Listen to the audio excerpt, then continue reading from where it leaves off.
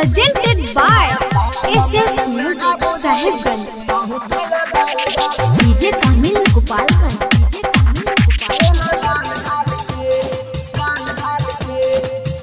Mixed by Prakash Chandravanshi.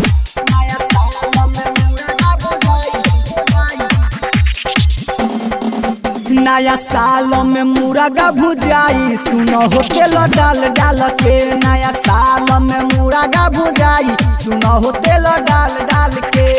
डाल डाल के डाल डाल के डाल डाल के डाल डाल के पार्टी लेवल जाई मनाई पैकेट में पैसा डाल डाल के।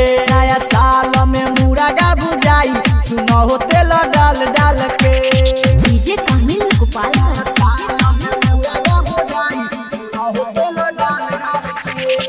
Sur Sangam Recording Studio Sahibganj.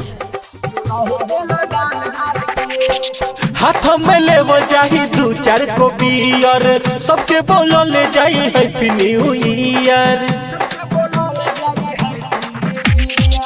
हाथ में ले और जाई दू चार गो बियर सबके बोलल जाई हैप्पी न्यू ईयर। झूम झूम के झूम झूम के झूम झूम के झूम झूम के सबके देव जाना चाहिए डीजे पर सुन फन फन के। नया साल में मुर्गा भुजाई सुनो हो तेल डाल डाल के। DJ Kamil Gopalganj.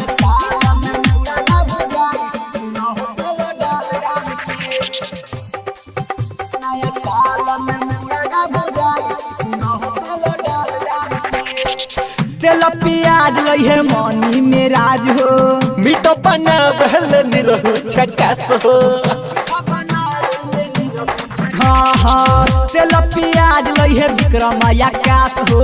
मीठा बनावे ले निरहु झकास हो। मल मल के मल मल के मल मल के मल मल के जल्दी से लवन करैया गुजाही तेल डाल डाल के। नया साल में मुर्गा भुजाई सुना हो तेल डाल डाल के।